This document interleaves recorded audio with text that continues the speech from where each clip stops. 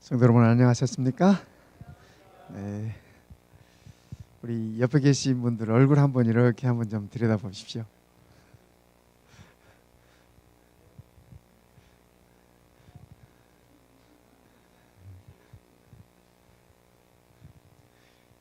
이 옆에 계신 분들 얼굴을 이렇게 좀 들여다보시니까 무슨 생각이 드세요?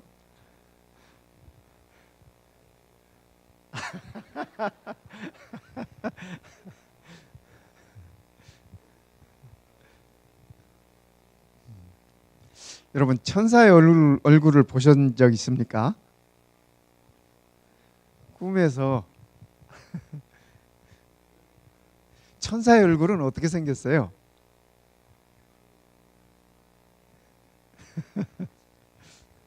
오늘 우리 보인 씨가 이 예슬 씨하고 그 사이에서 예쁜 공주를 낳습니다. 근데 그 이름을 천사라고 지었더라고요. 엔젤린 이렇게. 그래서 그래 천사지. 특별히 첫 번째 딸은 모든 부모들에게 천사예요. 딸 없으신 분들은 무슨 얘기인지 모를 거예요.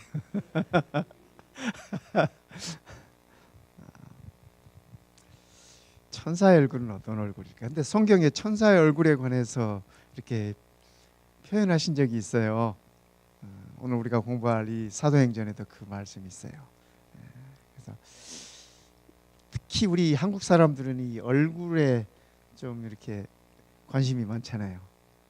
관심이 많고 어떤 분이 이렇게 공항에 나오는데 이 한국 갔다 들어오시는데 이 여권에 있는 사진하고 좀 많이 달랐나 봐요. 그래서 그 검사하시는 분이 이거 당신 맞습니까? 그랬더니 이분이 그렇게 대답했대요. 내가 페이스 업그레이드 했다고 그랬더니 웃으면서 들어가라고 그랬더니 네. 우리가 참 특히 우리 한국 분들은 뭐 이렇게 별 낯이 없다는 둥, 그죠? 뭐 부모 얼굴에 뭐 칠을 한다는 둥, 뭐 이렇게 얼굴에 관한 표현들이 참 많습니다. 근데 오늘 우리가 공부할 이 사도행전에 천사의 얼굴에 관한 말씀을 주세요. 한번 볼까요, 말씀? 네. 사도행전 우리 6장 15절에 있는 말씀입니다.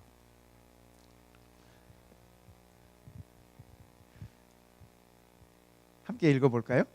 공회 중에 시작. 공회 중에 앉은 사람들이 다 스데반을 주목하여 보니 그 얼굴이 천사의 얼굴과 같더라. 이 말씀을 기록한 누가는 천사의 얼굴을 보았을까요? 근데 지금 누가 누구를 보니 그 얼굴이 천사 얼굴과 같다 그래요? 공회 중에 앉은 사람들, 이 사람들은 지금 어떤 사람들이에요? 스데반을 고발하고, 그죠? 이 모욕 주고 이런 사람들입니다. 지금 스데반을 이렇게 잡아들이기 위해서 거짓 증인들을 이렇게 매수하고 사도행전 6장 쭉 읽어보시면 그런 내용들이 나와요. 그렇게 해서 지금 스데반을 공회 앞에 지금 이렇게 앉힌 겁니다. 그래서 거기서 이제 이렇게 얘기를 하는데 이 스데반이 이분들에게 이렇게 용기 있게 이 말씀을 증거합니다. 스데반을 이렇게 음모하고 어려움으로 몰아넣기 위한 사람들이 스데반을 보았는데 그 얼굴이 천사의 얼굴과 같더라. 천사의 얼굴과 같더라. 저는 우리 성도님들 얼굴을 이렇게 한 분 한 분 보니까 다 천사의 얼굴일 거라고 생각해요. 우리 남경림 집사님 왜 그렇게 크게 웃으세요?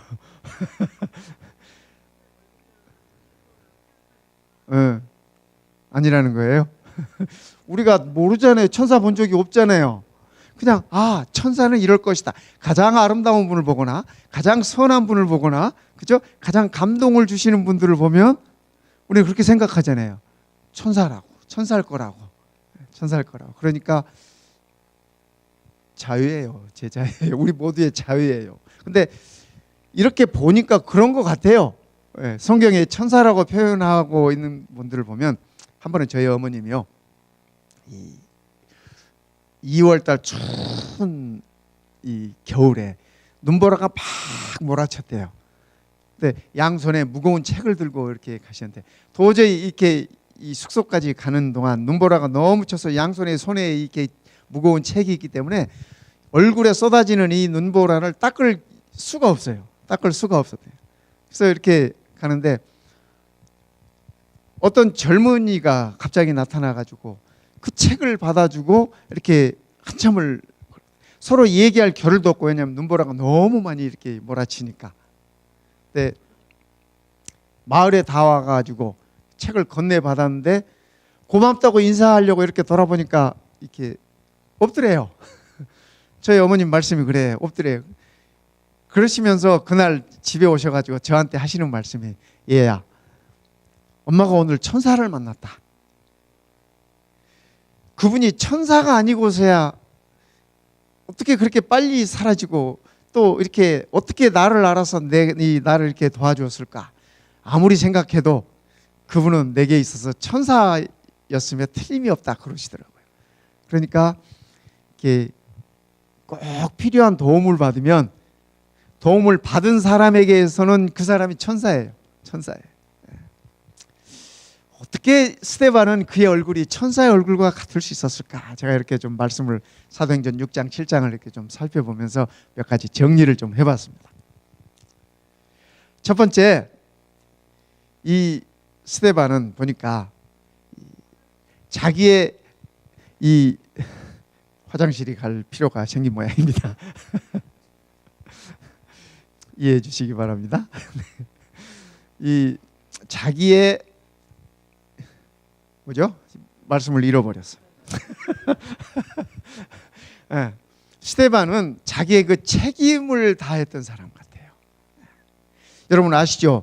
이 사도들이 이렇게 복음 사역을 하면서 일들이 많아지고 그러다 보니까, 그래서 우리는 기도하는 일과 복음 전하는 일에 이 전적으로 힘을 쓰고 교회를 관리하고 사람들을 구제하고 하는 이런 일들은 집사에게 맡기자 해서 7 집사를 이렇게 선택하지 않습니까? 그 7 집사를 선택하는 첫 번째 기준이 뭐였죠? 혹시 기억하세요? 우리 중에 칭찬받는 사람, 칭찬받는 사람. 칭찬받는 사람은 어떤 사람이에요? 제가 보니까 우리 교회 집사님들은 다 칭찬받기에 충분하신 분들이야. 다 칭찬받기에 충분하죠.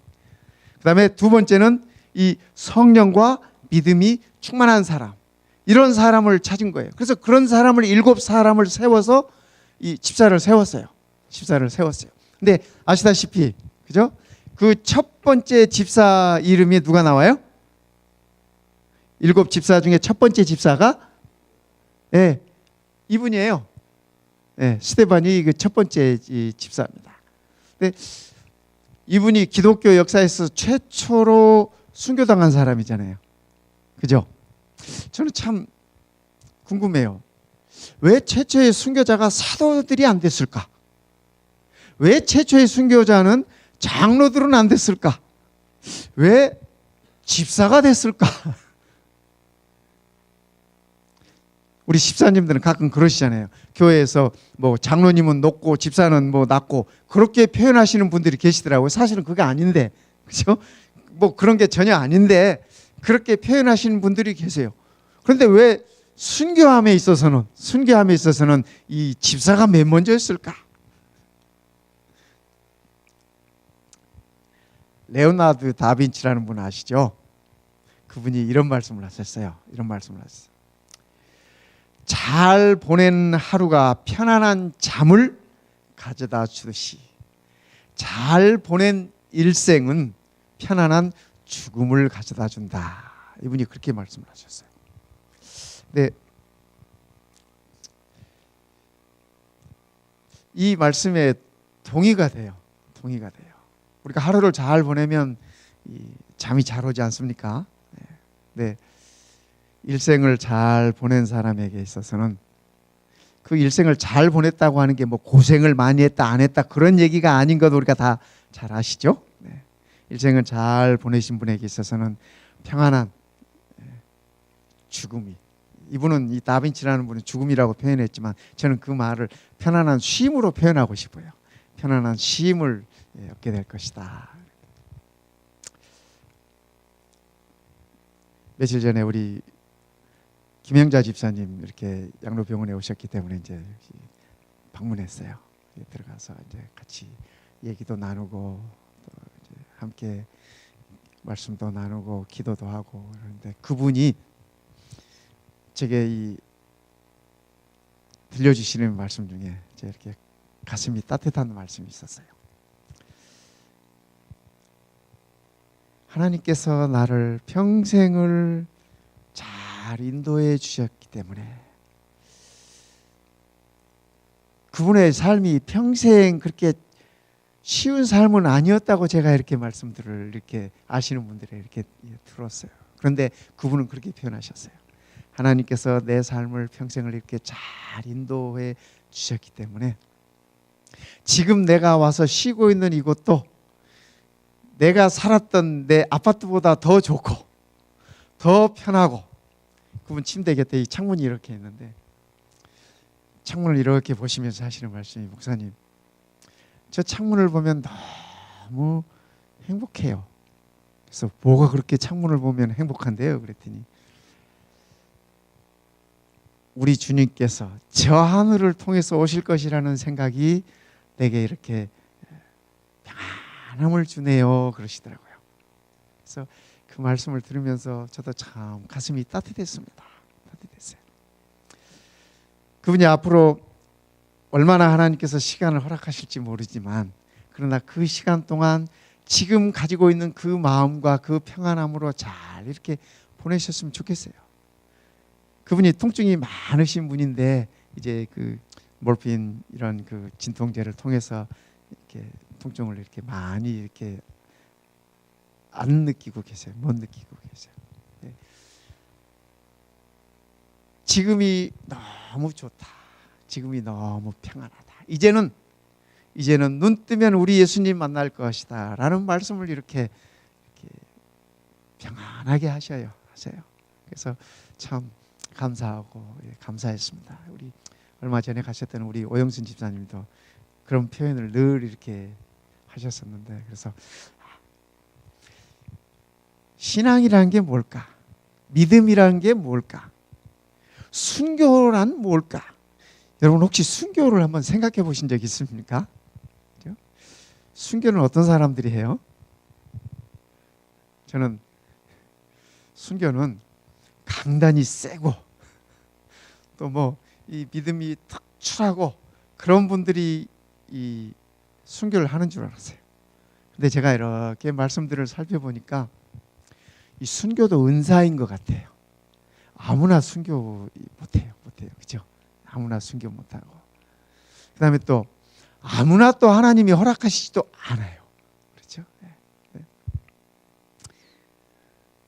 그런데 스데반은, 그죠? 스데반은 복음이 전해짐에 있어서, 그리스도 교회가 이 세워지고 이 전파됨에 있어서 맨 처음 그 선봉장으로 이렇게 쓰임을 받으신 분이었어요.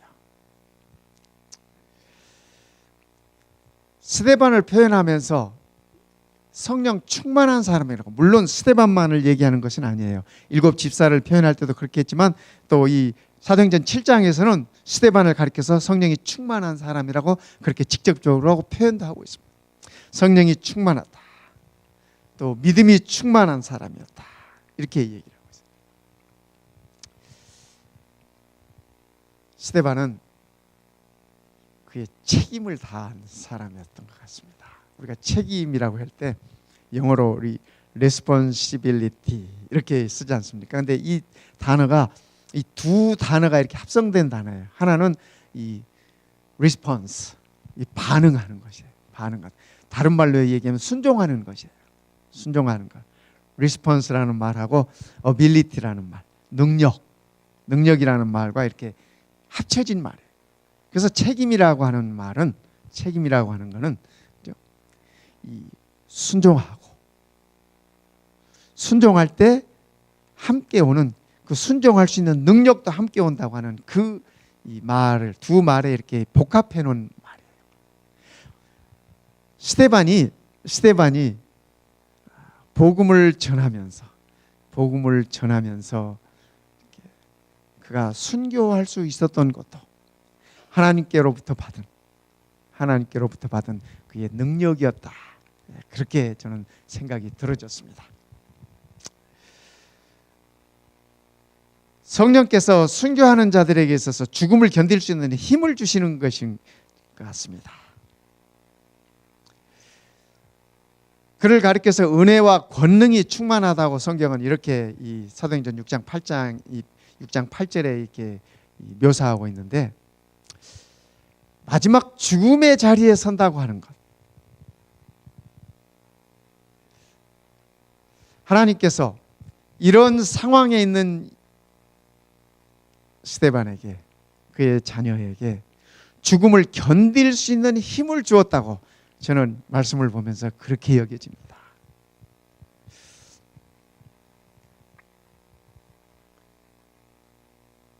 하나님의 쓰임을 받은 도구들이 죽을 때 죽는 경우들을 많이 봅니다. 침례 요한도 그렇고, 침례 요한도 젊은 나이에 30 초반의 젊은 나이에 그렇게, 스데반 역시 마찬가지고, 모든 하나님의 종들이, 사도들도 마찬가지고, 그들이 죽을 때 죽었어요.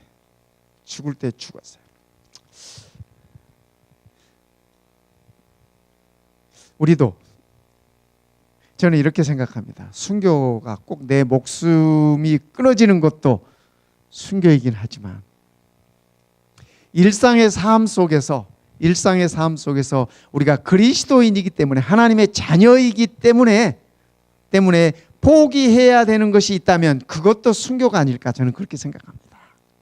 우리 현대인들이 참 누리는 게 너무 많아요. 누리는 게 많기 때문에 참 분주하고, 누리는 게 많기 때문에 바쁘고, 누리는 게 많기 때문에 피곤해요. 그런데 이런 것들조차도 우리가 좀 우리의 일상 가운데서 순교하는 경험들이 좀 필요하지 않을까.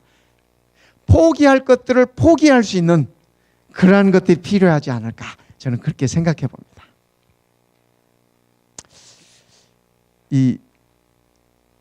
대개 우리가 한 번쯤은 악기 하나를 해봐야지 하고 생각하고 또 시도해 보시죠.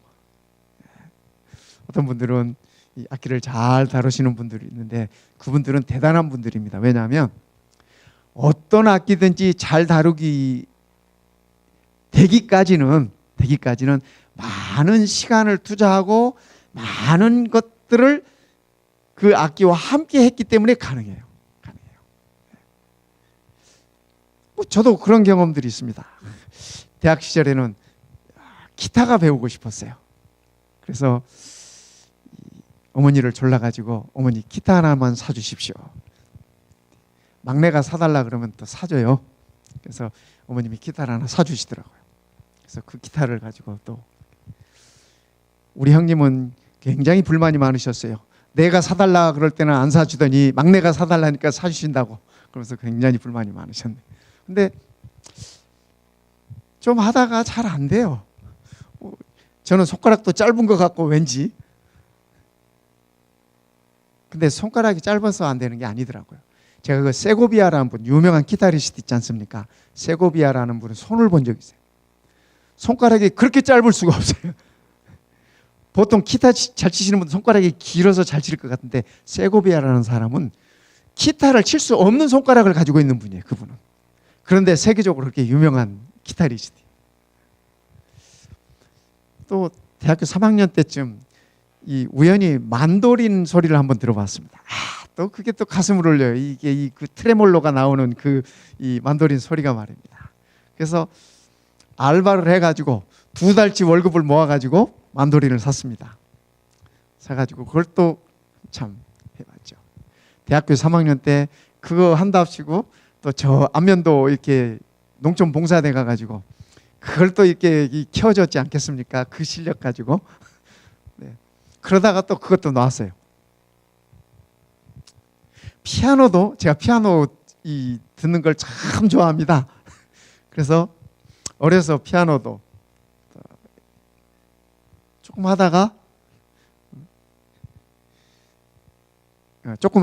뭐 체르니 뭐 30번 중간 정도 조금 하다가 또 그만뒀어요. 나성교에 있었더니 우리 고문경 목사님이 임 목사, 제가 고문경 목사님 사랑을 참 많이 받았습니다. 그분이 가시는 곳마다 제가 뒤따라 갔어요. 뉴저지 중앙교회도 그렇고 나성 중앙교회도 그렇고 했더니 그분이 임 목사, 악기 하나는 다뤄야 돼. 색스폰 한번 배워봐. 그래서 또 색스폰 또 안 되더라고요. 제가 제대로 하는 악기가 하나도 없어요. 하나도 없어요.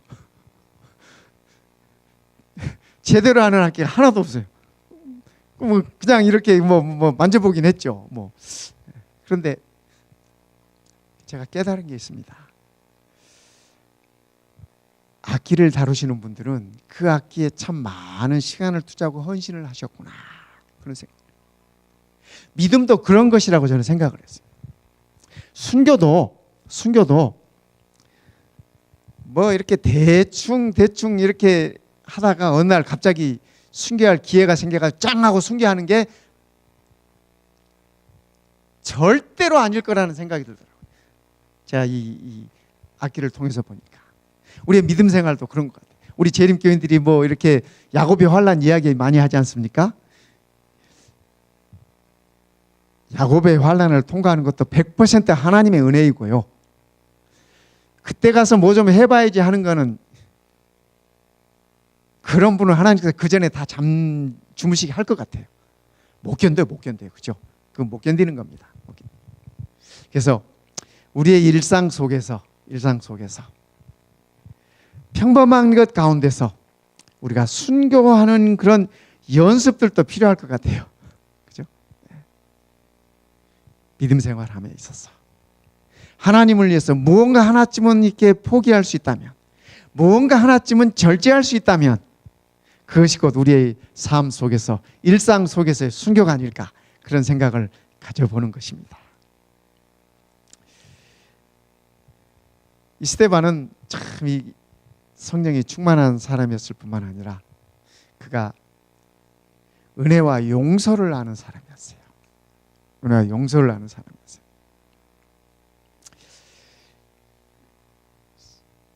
사도행전 7장 60절에 보면 누가는 이렇게 적고 있습니다.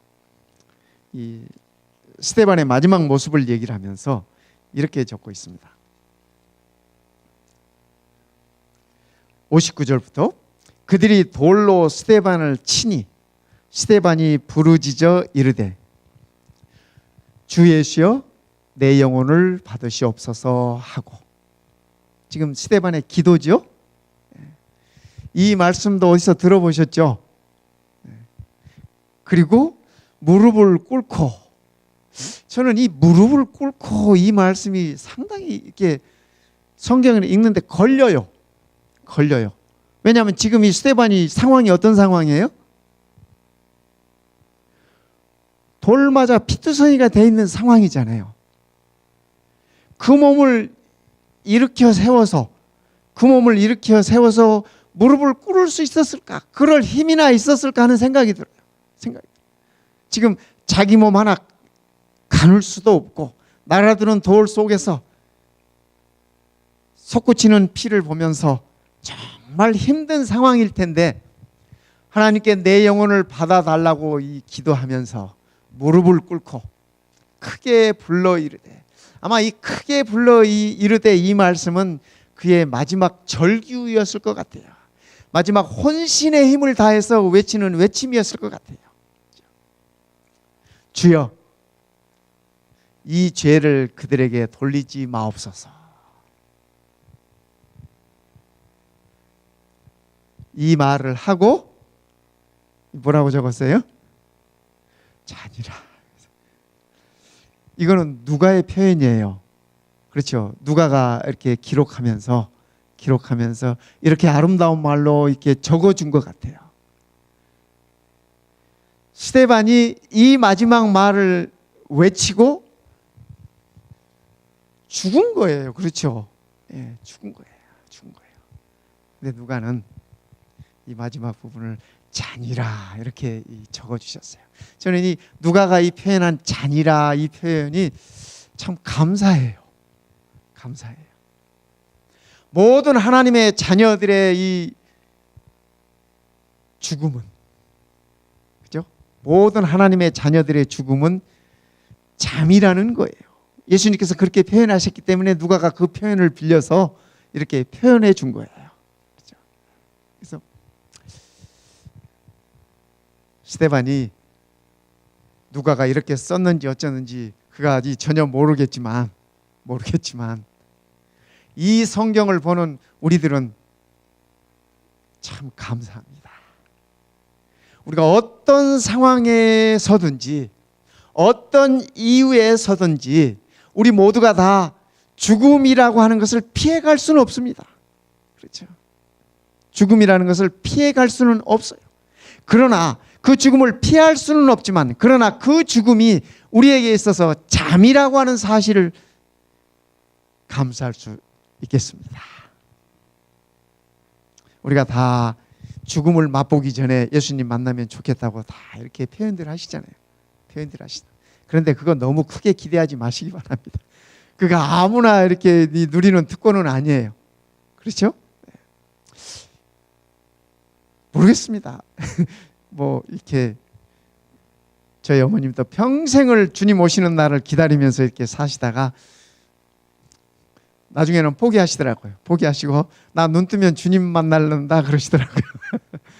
네, 그 포기가 뭐 그런 포기가 아닌 거 아시죠? 그죠? 우리가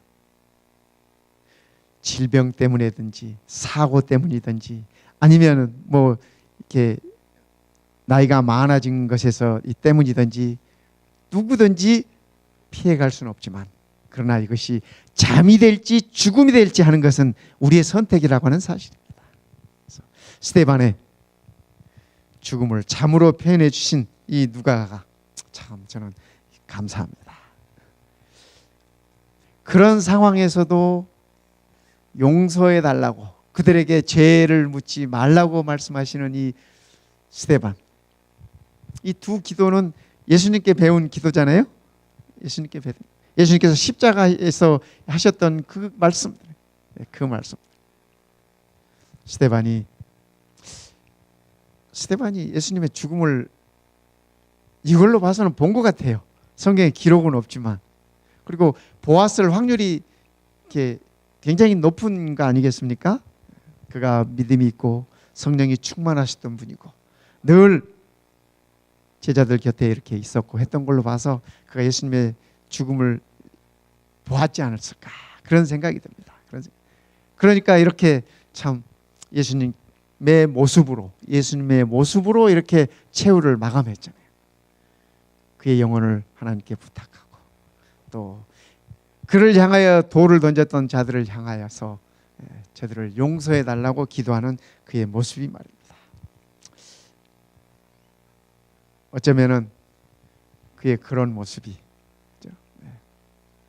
천사의 모습이었는지 모르겠습니다.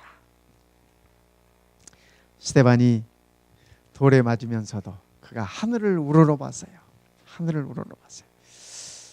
왜 하늘을 우러러봤을까? 이 성경 주석가들이 참 재밌는 표현들이 많습니다. 어떤 주석가는 스데반이 억울해서 하늘을 우러러봤다. 내가 돌 맞을 이유가 하나도 없는데 왜 내가 돌을 맞아야 되나? 내가 이런 죽음을 죽어서 이렇게 이유가 없는데 왜 내가 이런 죽음을 당해야 되나? 억울해서 하늘을 우러러봤다. 뭐 그렇게 적으신 분들. 또 어떤 분들은, 어떤 주석가들은 고통 중에 자기의 고통을 이길 수 있는 유일한 방법은 하늘밖에 없기에, 하나님밖에 없기에 그가 하늘을 우러러보았다. 뭐 이렇게 주석을 하시는 분들도 있고. 어쨌든 뭐 그 이유가 다 타당할 것입니다. 타당할 것이야. 그리스도인들의 죽음 가운데 억울한 죽음이 좀 많습니까? 그렇죠? 그래서 요한계시록에서는 하나님께서 우리를 신원해 주실 날로 주님의 재림의 날을 표현하고 있지 않습니까? 우리의 억울함을 풀어주실 날, 그죠? 억울함을 풀어주실 날, 그날로 이 묘사하고 있습니다. 스데반이 하늘을 우러러 예수님께서 일어서 계시는 모습을 보았다고 성경은 그렇게 적고 있습니다. 왜 스데반이 그 얘기를 했을까 저는 좀 궁금해요.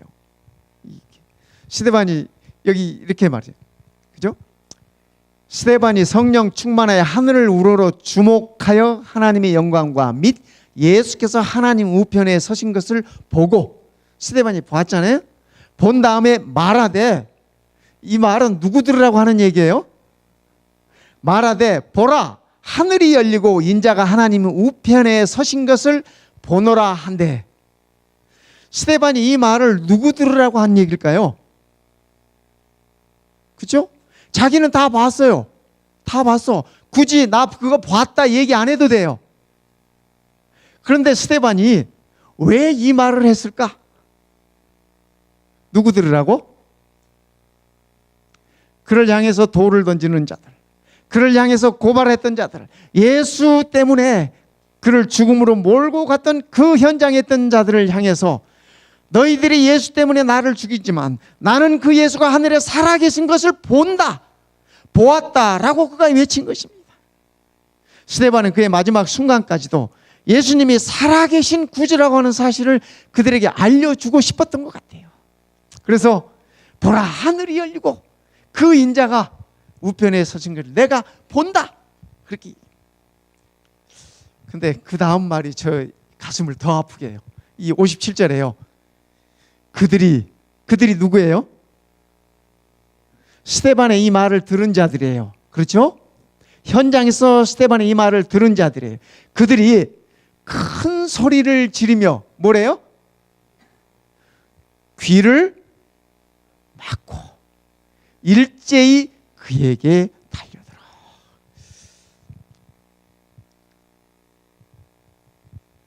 참 이 말은 비극이에요. 그렇지 않습니까? 이때라도, 그죠? 스데반이 외치는 이 마지막 이때라도 그들이 어떻게 했어야 돼요? 우리가 어찌할꼬 했어야 돼요. 사도행전 2장에 보면은요, 사도행전 2장에 보면 베드로가 말씀을 증거할 때 그 말씀을 들은 자들이 우리가 어찌할꼬 하고 하나님께 나왔어요. 그래서 베드로가 뭐라고 얘기해요? 너희가 회개하고 죄 사함을 받고 침례를 받으라. 그리고 성령을 선물로 받으라. 이렇게 얘기했어요. 이 사람들도 그렇게 해야 되는 거 아니에요, 성도 여러분? 스데반이 외치는, 마지막으로 외치는, 너희가 예수 때문에 나를 죽이지만 그러나 그 예수가 지금 하늘에 살아계신다, 내가 보았다. 이 증인의 증언이에요. 그죠? 현장에서 이 증언하는 이 증인의 얘기를 듣고 그들이 가슴을 치면서 우리가 어찌할꼬 라고 회개했어야 되는데 안 했어요. 오히려 더 귀를 막고. 저는 그죠? 우리의 귀를 항상 열어놓고 사십시다, 성도 여러분. 제 가슴에 전곡을 찌르는 아픈 말이 들려올 때 귀를 막지 말고 우리의 마음을 찢어야 돼요. 마음을 찢어야 돼요.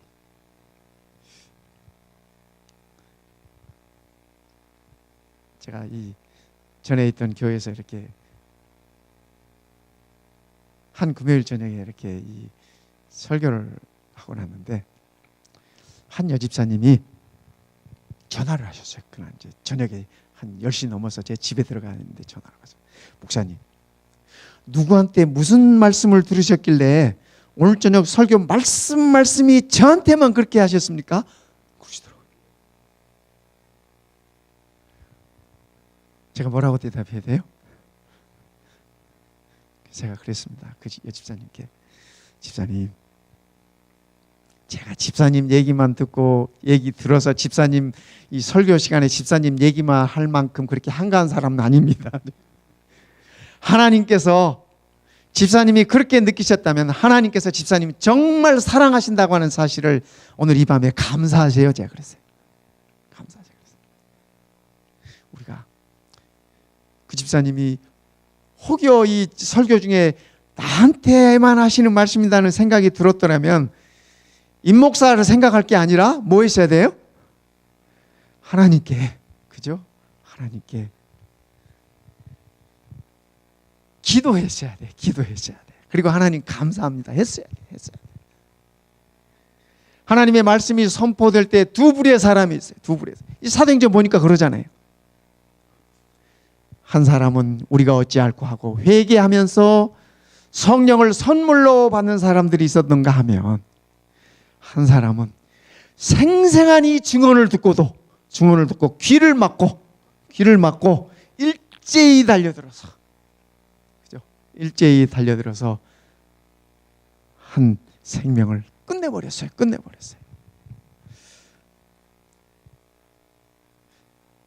나중에 그분들이 예수님 앞에 어떻게 설 수 있을까 생각을 하면 참 가슴이 아픕니다. 스데반도 그렇게 가슴이 아파서 저들의 죄를 저들에게 돌리지 말아달라고 그렇게 마지막으로 기도한 것 같아요. 성도 여러분, 오늘 우리도 우리의 삶 속에서 하나님의 음성이 들려올 때마다 우리의 가슴을 열고 우리의 시선을 하나님께로 향하십시다. 그들처럼 그렇게 하지 마십시다. 그렇죠? 스데반의 죽음은 결코 헛된 죽음이 아니었습니다. 우리 다 잘 아시잖아요. 그렇죠? 다 잘 아시잖아요. 하나님께서 이 교회를 인도하시면서 초대 그리스도 교회를 설립하시고 그 교회를 이렇게 발전시켜 감에 있어서 많은 이렇게 피를 흘리도록 하셨어요. 스데반이 여기서 죽지요? 몇 장 건너가면 이제 사도가 죽습니다. 사도 야고보가 죽습니다. 스데반이나 야고보뿐만 아니라 기독교 역사를 살펴보면 기독교 역사는 다 피의 역사였어요. 그들의 숭고한 피 흘림이 있었기에 오늘 우리도 이 아름다운 특권에 참여할 수 있는 것입니다. 우리 한국에 복음이 들어올 때도 아시잖아요. 얼마나 많은 피들이 흘려졌었는지. 그렇죠? 캐톨릭이 처음에 들어올 때도 그렇고 많은 이 피 흘림들이 있었습니다. 그 피 흘림 덕분에 우리들은 많은 것들을 누리며 살아가고 있는 것입니다. 사람들은 얘기해요.